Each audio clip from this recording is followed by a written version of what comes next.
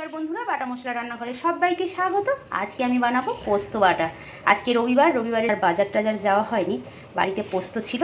আজকে পোস্ত বাটা খেয়েই ঘুমিয়ে পড়বো। পোস্ত বাটা খেতে তো ভীষণ ভালো লাগে।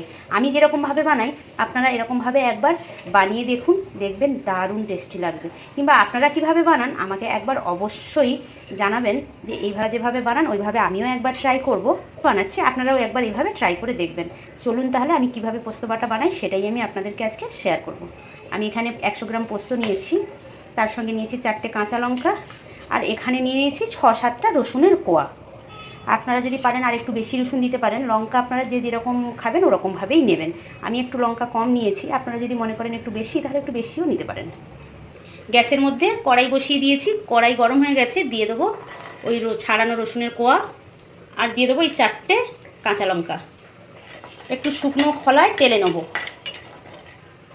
রসুন আর লঙ্কা হালকা ভাজা ভাজা হয়ে গেছে, এবার দিয়ে দেবো পোস্ত। পোস্তটা জাস্ট হালকা গরম করে নেবো। এই যে কড়াইতে যেটুকানি গরম আছে ওইটুকানি গরমের মধ্যে একটু নাড়িয়ে চাড়িয়ে নেবো, ব্যাস। এই দেখুন আমি কিন্তু গ্যাস নিভিয়ে নিয়েছি। কড়াইটা যে গরম ছিল ওই গরমের মধ্যে শুধু জাস্ট পোস্তটাকে একটু গরম করে নেওয়া। এবার ঢেলে নিলাম ঠান্ডা করার জন্য।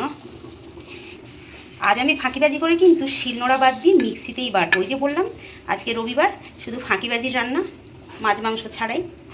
প্রথমে শুকনো আগে গুঁড়ো করে নেবো। এই যে পোস্ত বাটা হয়ে গেছে। এবার পোস্ত বাটির মধ্যে করে নামিয়ে নেবো যতটা লাগবে।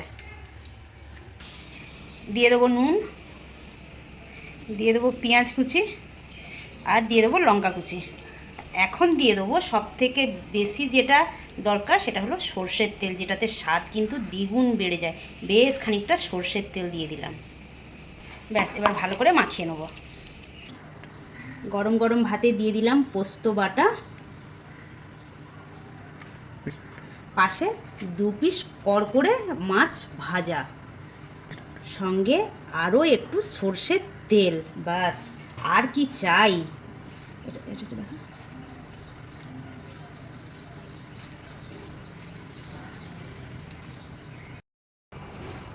খেয়ে বল কেমন হয়েছে পোস্ত বাটা আজ রবিবার, মাছ ভাজা।